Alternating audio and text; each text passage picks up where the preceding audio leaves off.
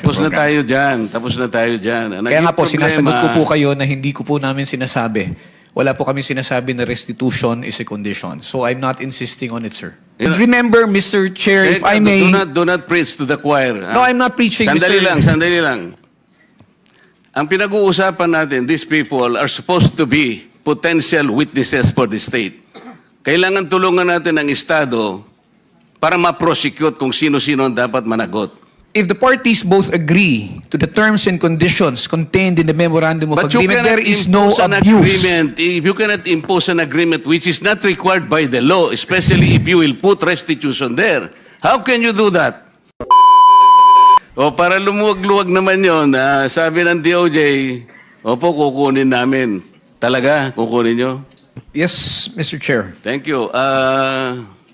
Sabi pa nga ng chairman natin, narinig ko kanina, Mr. Diskaya, kayo lahat na makipag-usap na kayo, baka sakaling mag-qualify kayo sa Witness Protection Program. Tama naman yun. Ang problema, Prosecutor Padulyon, ini-insist mo kasi yung restitution, kaya tayo nagkakaroon ng problema. Will you still insist on that? Sir, we never mentioned that restitution is a condition. Paulit-ulit po namin sinasabi yon, Mr. Chair, na hindi po siya kondisyon para ang isang tao ay matanggap o makonsidera bilang isang witness under the Witness Protection Tapos na Program. tayo dyan. Tapos na tayo dyan. Ang Kaya nga naging po, sinasagot ko problema- po kayo na hindi ko po namin sinasabi.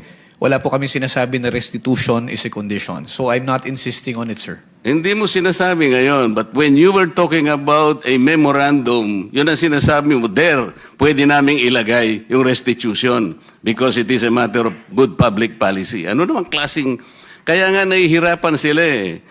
Yung Diskaya, to my mind, were the first to apply under the Witness Protection Program. Ang problema, ang sabi ng then Secretary of Justice, now Ombudsman, hindi naman basta-basta ganun.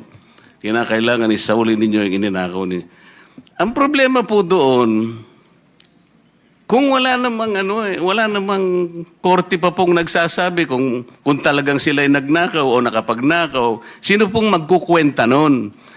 Tapos ano yung in-explain ninyo under a certain paragraph of the law, merong memorandum na kung saan magkukomply sila doon, doon yung pinipilit yung restitution. And I think some of the potential witnesses that can be processed under that program, nagsipagbigay na ng kung ano-ano eh. Is that the truth? Only those who have been admitted into the program actually returned or made the restitution, sir. Why did they do that? They did that because it was their own initiative, or you required them to do that? It was an agreement between the Department of Justice through the Secretary of Justice, sir, and the witness applicant po. That is the problem. The agreement is based not on the provision of the WPP. Sabi ko nga, kung sinasabi ng WPP, it cannot be a condition. Kahit nasa memorandum, huwag mo ipipilit. Hindi po pwede yun eh. Kaya sinabi ko sa iyo earlier, and I think I should tell it again to you, sabi nating mga abogado, the spring cannot rise higher than its source. The law itself is the source. Ang spring, yung memorandum mo. Pinipilit mong ilagay sa memorandum yung restitution eh. O kaya merong ako nababalitaan, parang meron ng gustong umatras. Magkano ibibigay? At kanino ibibigay? Sino mag-a-account nun? Sino nagsabi nun na kung mangungulekta kayo sa DOJ? Di ba abuse of discretion yun, Mr. Padulyon? No, it is not, sir. What is it? It is not abuse of discretion. What The is it? parties, if I may be allowed to answer, Yes, sir. what is it? Yes, sir. If the parties both agree to the terms and conditions contained in the memorandum of But you agreement, cannot there is no impose an abuse. agreement. If you cannot impose an agreement which is not required by the law, especially if you will put restitution there, how can you do that? Mr. Chairman, sir, yung restitution po, yung memorandum of agreement is a product of an agreement between both the Secretary of Justice, representing the DOJ and the WPP, and the witness applicant. Wala pong abuse doon kung pareho po sila nagkasundo. Paulit-ulit na po namin sinasabi na ito tayo, naghahanap tayo, naghahabol tayo doon sa mga taong nangurakot, tapos itong mga tao na umamin at handang magsoli, ayaw nating tanggapin yung kanilang sinusoli. Ano ho ang nakikitang mali doon? Para po sa amin, para humaibsan kahit papano yung sakit at pagdurusa ng ating mga kababayan na nakikita nila na napakalaking pera ang nawala, ano ho ba yung maibalik natin yung kaunti? And Yeah. remember, Mr. Chair, if I may... Do not preach to the choir. No, I'm not preaching, Sandali Mr. lang, sandali lang. Ang pinag-uusapan natin, these people are supposed to be potential witnesses for the state. Kailangan tulungan natin ang Estado para ma-prosecute kung sino-sino ang dapat managot. Kaya nga natin sila ilalagdag. Mahirap ang gagawin nila. Malalagay sa alangin ang buhay nila. Kaya nga yung witness protection is for them. Sa title na title lang, makikita mo, witness protection in interest para sa kanila yon. So yung memorandum of agreement, ay yun ay dahilan lamang para masiguro mo na sila'y makikipag-cooperate. Kasi kahit na sila'y na-approve under the Witness Protection Program, but they will not cooperate based on the memorandum, pwede mo siyang i-discharge eh. Alam mo, the court can still do that. At saka yung final approval ng witness, state witness, nasa court yun eh. Huwag mong kukunin yun eh. Kaso, isinasama ninyo yung restitution. That is the problem. And I will object to that. Palaging mali yun eh. E paano yung kay Diskaya? Pinipilit ninyo na mag-restitute. Sabi niya, ewan ko kung pinag-usapan ninyo. What did they tell you, Mr. Diskaya? Your Honor, kung magkano po ang i-restitute po muna namin. Oh, ano sabi nila? Magkano daw? Ako po, hindi ko po masabi kung magkano po. Kasi para sa akin po, parang kami po ang nanakawan. Parang ibig sabihin, parang modern day na pagnanakaw. Ibig sabihin, yung nakaw ba? Siya pa ang magbibigay ng pera dun sa ninakawan niya? Parang ganun po. Sabi niya kanina, it's a disagreement between the applicant and the DOJ. Did you agree that you will restitute any money to the DOJ? Wala po pang maibibigay po. At saka... Yun na nga, because wala kang maibigay, hindi kanya ipoprocess under the Witness Protection Program. Is that not correct? hindi ko po alam, Your Honor, kung... Mr. Chair, paano to? Ito si Mr. Diskaya, he was the first, tsaka yung asawa niya who applied under the WPP. The problem is, ang sabi ng dating DOJ Secretary, hindi, kinakailangan isoli muna yung mga pinagnanakaw. Hindi po pwedeng ganun-ganun lang. Paano ngayon siya mapuprocess if that was dangled? Paano siya mapuprocess to begin with? May I be allowed to respond now, Mr. Chair? PG, Padilla. Thank you, sir. Sir, Mr. Chair, una, sabihin ko lamang po na kasinungalingan po yung sinasabi ni Mr. Diskaya na agad-agad silang sinabihan na magsoli ka. Ang pinag-uusapan po dito, bago man lang makapagsabi ng ganon, kailangan munang makita kung ano ang gusto at kayang sabihin at patunayan ni Mr. Diskaya at ni Mrs. Diskaya doon sa kanilang salaysay. Pero hindi po sila nakikipag-ugnayan sa department, kaya hindi po sila mabigyan ng kaukulang proteksyon at hindi po ma-process yung kanilang application. So yung sinasabi po ni Mr. Diskaya, from the hearing of November 14 in the Senate Blue Ribbon Committee, there was never a chance or an opportunity that Mr. Diskaya and or counsel even approach the department despite the proddings of the chairman. Mr. Ano ba yung title mo? Mr. Prosecutor, Mr. PG na lang. Mr. PG, nung ako yung chairman pa dito, sila yung unang nag-apply. So, dahil kailangan nila ng protection, it was incumbent upon the chairman na sumulat sa Senate President to endorse yung kanilang application. That was the provision of law kasi. But even before they can do that, actually kasi nung sinasabi ko yon nung hearing, di ko naman alam mapapalitan na pala kami. Alam mo na yon, di ba? Yung araw din na yon, nag-press con na si Secretary of Justice. Narinig ko eh. Sabi niya, hindi po pwedeng ganon. I cannot apply. Hindi pwedeng basta-basta ganon na lang. And then the new Senate President based his judgment of not entertaining that application on the articulation of the Department of Justice. So, ang tinatanong ko nga sa inyo, hindi siya sinungaling. Ang mismong kayo ang nagbigay na ng condition kasi. Kaya sinasabi ko, if you insisted on the condition of restitution, how can Diskaya or any other persons similar to his situation even begin to apply under the WPP? If I may respond, Mr. Chair.